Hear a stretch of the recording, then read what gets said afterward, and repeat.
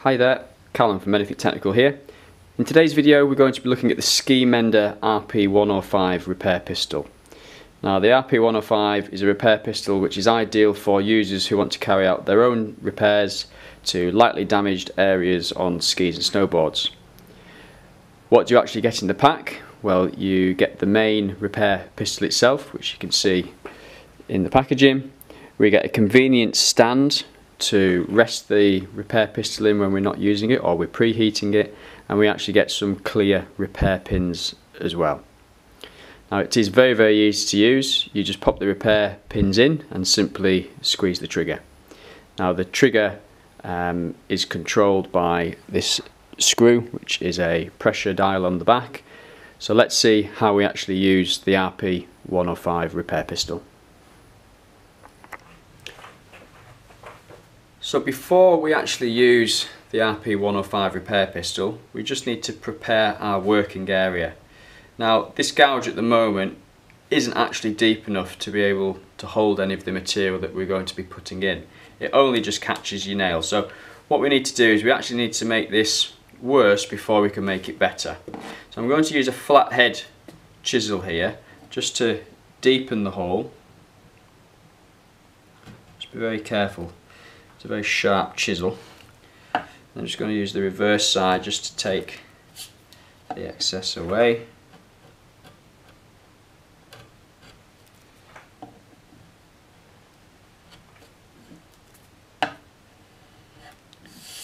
Okay.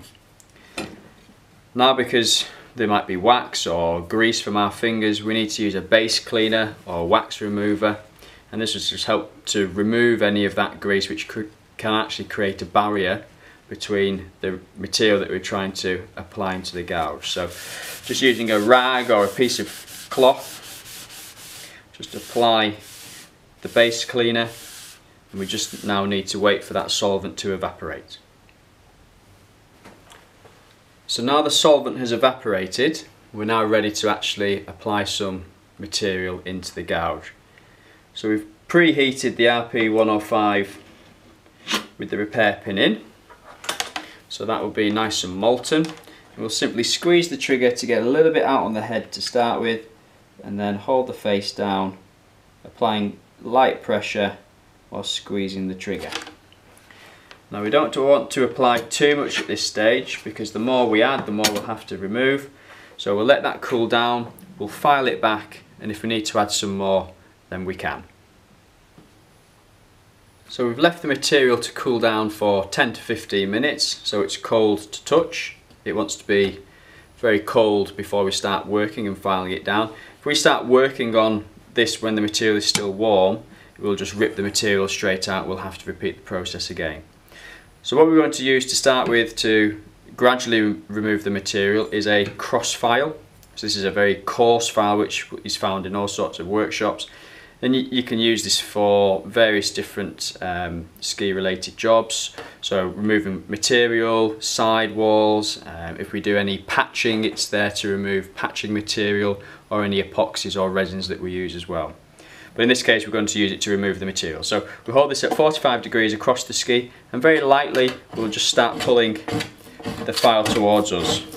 Now I'm lifting off very gradually when I'm starting back at the top, so I pull that towards me, lift up, and then back, and then down.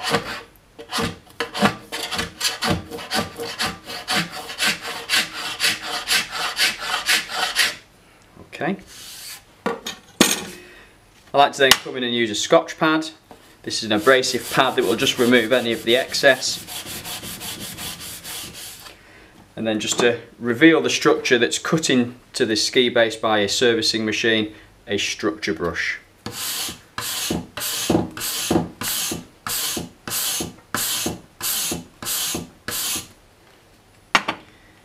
And that's the repair finished.